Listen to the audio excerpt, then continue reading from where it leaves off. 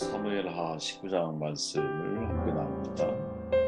어제에 이어서 25절 말씀을 읽고 묵상을 시작을 할게요.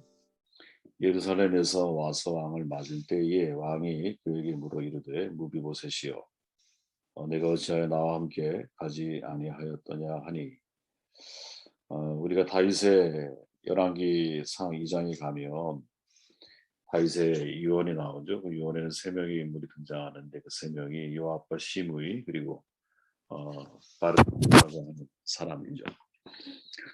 그 세 명의 사람이 사무엘하 19장에 등장을 하고 있습니다. 그렇게 우리가 이 19장은 쉽게 넘어갈 그런 이야기라기보다는 한 명 한 명에 대해서 그 중에는 내 곁에 있어야 할 사람도 있고 두어야 할 사람도 있고 반드시 곁에 두어서는 안 돼야 할 사람도 있잖아요. 다윗이 그렇게 이야기를 하죠. 그렇게 이들의 인물을 우리가 잘 살펴보는 것은 제 인생을 살아가는 데 있어서 매우 중요한 문제다라고 저는 생각을 합니다. 요압의 습관은 자기 오름을 관철시키는 거잖아요. 그죠? 다윗과 생각이 같을 때는 같으니까 그 오름을 관철시킬 필요가 없죠. 그러나 다윗과 생각이 다를 때는 자기가 옳다고 생각하는 것을 관철시키려고 그래요. 문제는 다윗이 요압보다 위에 있는 건이라는 거죠. 그렇게 이거는 문제가 될 수 있는 거예요. 심의의 습관은 뭐냐? 상황에 따라 변심한다라는 거죠. 우리가 들어본 말이지만 습관은 배신하지 않아요. 내가 올바른 행동을 습관으로 삼아야 탁월함의 경지에 이를 수 있다. 아리스토텔레스의 말인데 이 말을 기억할 필요가 있다고 봅니다. 오늘은 무비보셋이라고 하는 한 인물을 주목하려고 그래요. 요나단의 아들이었고 자기의 핸디캡을 가지고 있는 사람이었고 다윗 특별한 사랑을 받았지만 이 장면이 왜 무비보셋이 거의 성경에 등장하지 않는 우리가 중요하게 좀 다루어야 할 장면이 아닌가 하는 생각을 하게 되었습니다. 무비보셋과 다윗의 관계를 통해서 얻을 수 있는 교훈이 뭘까? 저는 오히려 이제 무비보셋을 통해서 다윗이 사실은 가지고 있었던 내면의 상처가 무엇인지를 우리는 확인하게 되는 게 아닐까 이런 생각을 하게 되었어요. 무비보셋은 다윗에게 시바의 모함을 알리죠. 그죠? 왕이 귀환할 때 다윗 왕의 처분을 따르려고 그래요. 다윗이 떠난 날부터 지금까지 자기 자신을 돌보지 않았어요. 수염도 안 깎고 목욕도 안 하고 아주 더러운 모습 그대로 있죠. 이것은 다윗에 대한 충성심의 표현이었어요. 근데 그에 반해 다윗은 예전에 시바의 말만 듣고 무비보셋에게 돌려주었던 사울의 재산을 다시 시바에게 넘겨주죠.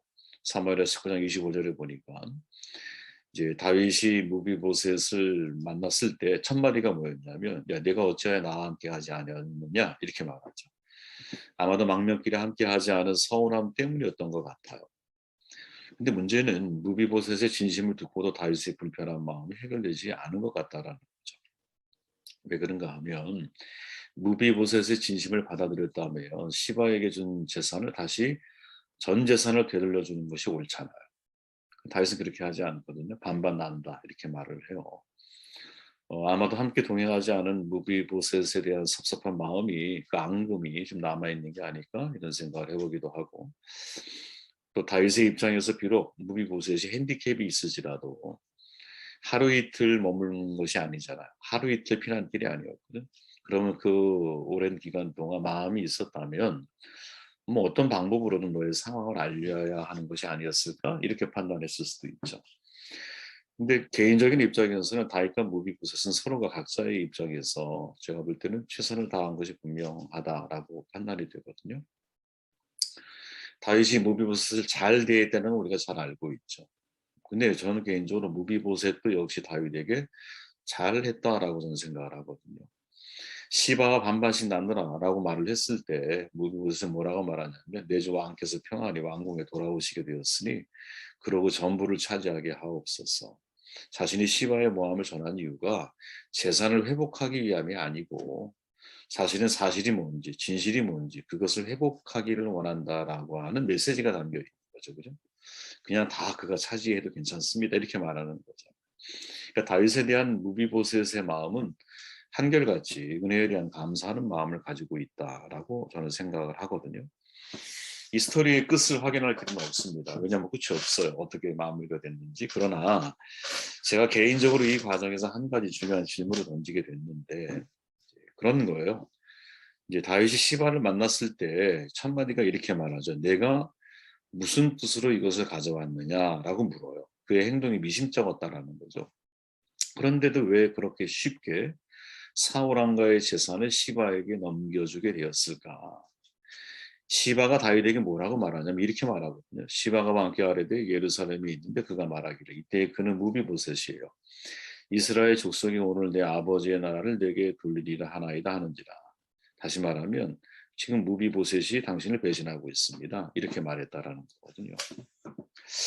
저는 이 장면, 이 이야기를 듣고 나서 사실은 예전의 다윗이라면 자기 나름대로의 판단 기준을 가지고 원칙 중심적인 사람이니까 이제 무비보셋의 상황을 먼저 파악하는 게 1순위였을 것 같고 그죠? 상대의 말을 들어봐야 되는 거 아니야? 시바에 대해서 불편한 마음이 있는데 그의 말을 그냥 수용해서 재산을 다 돌려준단 말이죠. 이런 일이 있을 수가 없거든요. 근데 어떻게 이런 일이 갑자기 벌어지느냐? 다윗에게 트라우마가 있다라는 거죠. 무슨 트라우마? 배신 트라우마. 그죠? 과거 사울 왕이 계속해서 약속을 어기잖아요. 그의 후손 아니야. 누가? 무비보셋이. 그리고 지금 살아오는 과정을 통해서 요압이 왕의 권위를 무시하고 자기 어른들이 행동하는 것을 누가? 다윗이 경험하잖아요. 내 아들이 나를 배신했어요. 그죠? 그리고 내가 믿던 아히도벨이 자기 주군을 배신했어요. 온통 배신의 역사가 누구? 다윗 주변에 가득하거든요. 한번 배신하면 또 다시 배신할 수 있다. 흔한 말이죠. 내가 믿었던 대상에게 배반을 당했을 때의 고통을 견디기가 어려운 거거든요. 왜? 내 믿음에 대한 상실감 때문에 그래요. 다윗이 여러분 무비보셋에게 선의를 베풀었어요. 그런데 시바의 말에 의하면 이 말의 사실 여부를 떠나서 이 말을 탁 듣는 순간 무비보셋이 배신하는 거죠. 그죠? 원래 배신자는 시바였어요. 원래 무비보셋은 시바에게 배신감을 느껴야 되는 거거든. 근데 시바가 이거를 역전시켜 버리는 거죠. 그죠? 배신자가 시바였지만 시바에 의해서 무비보셋이 다윗에게 배신자가 되고 있다라는 거죠. 다윗은 상황 파악을 제쳐두고 재산을 시바에게 넘겨줌으로 이 상황을 정돈시켜 버리는 거죠. 상황 파악도 없이 왜 이렇게 급하게 문제를 처리하고 있을까? 그 내면에 사실은 다윗에게 배신 트라우마가 있기 때문에 아니었을까? 상대의 신뢰를 이용한 배신, 큰 상처를 주잖아요. 그죠? 내가 너에게 신뢰를 줬는데 네가 나를 배신해. 이건 정말 큰, 왜 내 신뢰를 이용한 것이기 때문에 상처가 많아. 아주 깊은 상처를 남기죠. 깊은 불신을 남겨요. 나아가서 다른 사람에 대해서도 우리가 믿지 못하는 자리에까지 우리를 이끌어가죠. 저는 여러분, 이 배신의 역사는 피해갈 수 없다라고 생각을 해요. 인간의 역사가 배신의 역사니까. 근대 역사에서 배신하면 떠오르는 두 가지 사건이 있죠. 1944년 7월 청통지휘부에서 일어났던 히틀러 암살기도 사건. 우리나라에도 79년도 10월 26일 궁정도 안가에서 벌어진 박정희 대통령 시해 사건이죠. 두 사건의 주동자가 모두 공통점이 있어요. 독재자의 최측근이었다라는 거죠. 1차 세계대전에 패전했어요. 혼란과 절망 가운데 빠져 있어요. 독일을 구원할 수 있다는 희망이 히틀러에게서 보였어요. 그래서 그때 슈타이펜 베르크라고 하는 백작이 무모한 이제 히틀러를 적극적으로 지원을 하고 이제 그를 인정을 했는데 이게 막상 벌어지고 나니까 너무나 전쟁이 참혹한 거야. 그래서 나치 체제 비판을 하게 돼요. 그리고 말하죠. 야, 이제 무엇인가를 해야 할 시간이다. 무엇인가를 시도하는 자는 그가 독일 역사의 배신자로 기록될 것이라는 점을 분명히 인식해야 한다. 그러나 행동하지 않으면 그는 스스로가 양심을 배반하게 된다. 내가 만약에 이 무의미한 인간 희생을 막지 못한다면 전사자들의 부인과 자식을 대할 면목이 없다. 거사를 남기기 전에 직전에 남긴 그의 심경이거든요. 실패했어요. 다음날 총사로 이제 즉결 처분되죠. 유명한 영화로도 만들어졌잖아요. 그죠? 유신 정권의 막강한 조직 중앙정보부의 수장이었어요. 부마 항쟁을 지켜보면서 유신 체제가 더 이상 유지될 수 없다 결론을 내려요. 그리고 거사를 시도해요. 죽였어요. 근데 이게 신군부 세력에 의해서 좌절이 되죠. 자유민주주의 회복을 위해서 유신이 이제 이거를 가로막고 있는 게 유신이었으니까 유신의 핵심인 박 대통령의 희생은 그가 볼 때 불가피한 거야. 3심 재판에서 비롯졌지만 4심에서 역사의 법정에서 이길 거라고 하는 최후 진술을 남기고 이분도 역시 5월 24일 날 형장에 이슬로 사라져요. 두 사건에 대한 역사적인 평가가 어떠냐? 예? 우리 김재규 부장에 대한 평가는 없어요.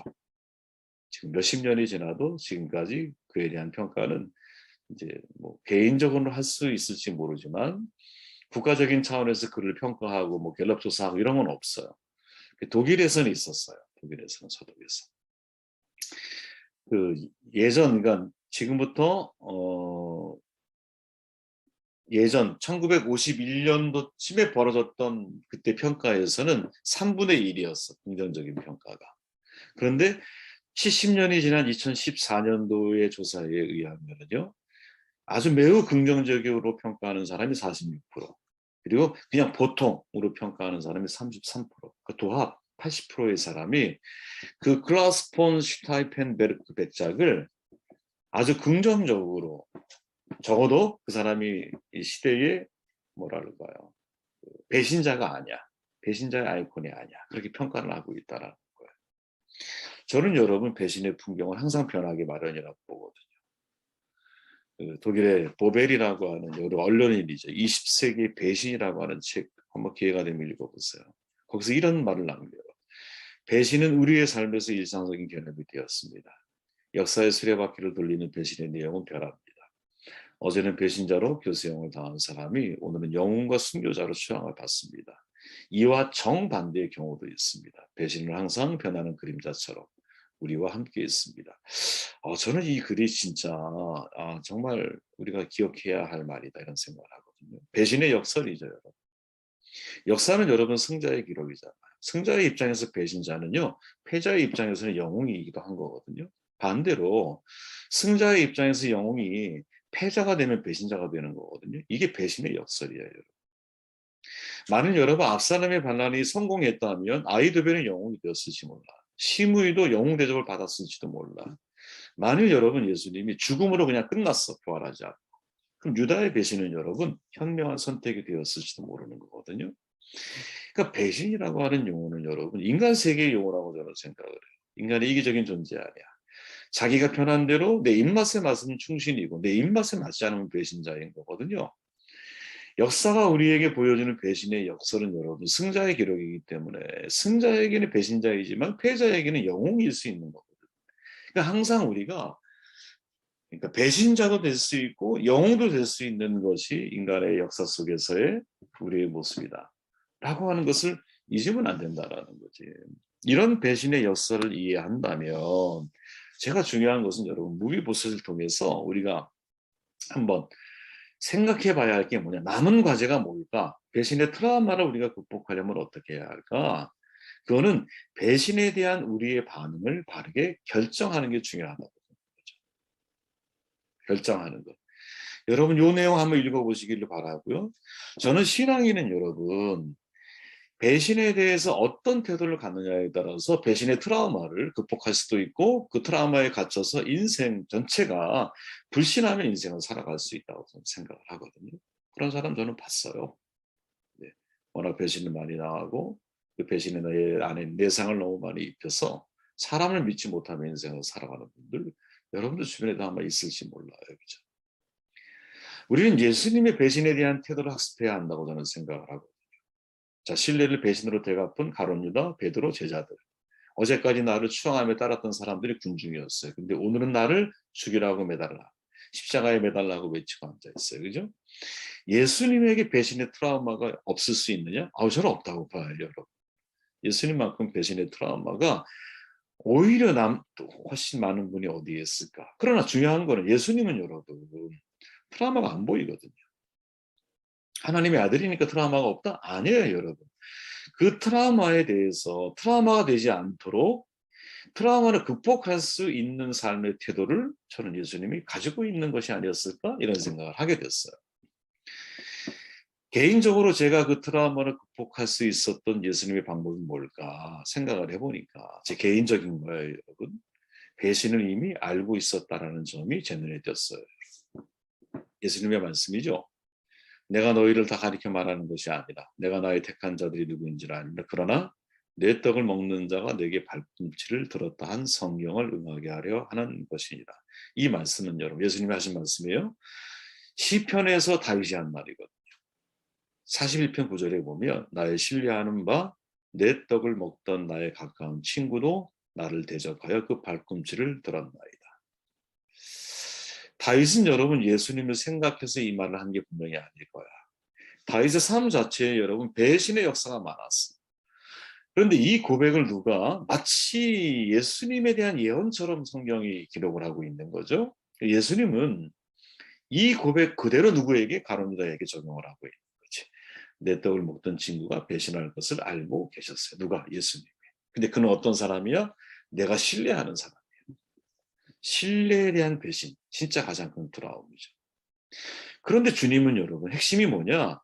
배신을 알고 있었다라는 거야. 저는 여러분 이게 우리 그리스도인들이 사람을 대할 때 잊지 말아야 할 배신 트라우마를 극복할 수 있는 핵심 가치라고 저는 생각해요. 사람은 언제나 여러분 배신할 수 있다라는 전제를 가지고 살아야 돼요. 그 사람을 대해야 돼요. 그래서 사람은 여러분 믿음의 대상이 아니야. 믿지 말라는 말이 아니에요. 그 사람을 내가 의존해서 그 믿음을 절대화시키지 말라는 거지. 사람은 여러분 사랑의 대상일 뿐인 거예요. 예수님은 여러분 배신의 역사를 잘 알고 계신 분이라고 저는 믿어요. 어제의 배신자가 오늘이 영웅이 되는 역사. 승자의 입장에서는 배신자가 패자의 입장에서는 영웅일 수도 있다라고 하는 이 인간 역사의 역사를 하나님은 알고 계시는 거지. 그래서 예수님의 선택은 뭐냐? 인간은 언제든 배신할 수 있음을 아시고 이미 내가 용서하는 마음으로 그를 받아들이고 있다. 다시 말하면 배신자의 행동이 중요한 것이 아니라 그것을 받아들이고 이해하고 있는 나 자신의 선택이 중요하다는 거지. 내가 세상을 바라보는 시각이 바로 나의 인생인 거예요. 여러분 신뢰받는 사람도 배신할 수 있는 것이 인간이라는 사실을 빨리 우리가 이해를 해야 돼요. 별 수 없는 인간이거든요. 그래야 인간을 긍휼히 여길 수 있는 주님의 마음이 내게 느껴지는 거야. 받아들여지는 거야. 우리 또한 여러분 누군가에게 배신자가 될 수 있잖아. 그렇게 서로의 약함을 불쌍히 여기려고 하는 이 태도, 이게 훨씬 더 중요하다는 거지. 저는 여러분 중에도 있을 거예요. 배신의 트라우마를 가진 사람들에게, 그런 분들에게 말하고 싶어요. 그가 여러분들을 배신했을지라도 그래도 사람을 믿어줘야 돼요. 이때 이 믿음은 여러분 배신을 전제한 믿음이에요. 설령 그 사람이 나를 배신할지라도 사람에 대한 믿음을 포기할 수 없다라고 하는 믿음을 여러분들이 가져야 돼. 왜? 우리는 늘 주님을 배신하잖아요. 우리가 아까 드린 찬양처럼 어제 한 약속도 오늘 지키지 못하는 게 우리야. 우리가 주님을 배신하는 것은 배신이라고 생각하지 않아. 그런데 사람이 나를 배신하는 것은 배신이라고 아주 강력하게 내 마음속에 그걸 끌어안고 살아. 그러지 말라라는 거죠. 여러분 기억하십시오. 좀 어려워도 인간의 역사는 배신의 역사구나. 이 배신의 역설, 승자의 배신자가 패자에게는 영웅이 될 수 있다라고 하는 이 역설을 여러분들이 우리가 기억한다면 야 인간 내가 살아가는 동안은 배신을 피해갈 수 없어. 중요한 것은 그 배신을 받아들이고 있는 내 마음의 태도 이게 중요한 거예요. 예수님은 이미 제자들의 배신을 다 알고 있어요. 알고 있기 때문에 그들을 불쌍히 여기고 용서하는 마음으로 대하는 거예요. 저와 여러분들에게 이 은혜가 있기를 정말 주의 이름으로 축원을 드리고 함께 기도하고자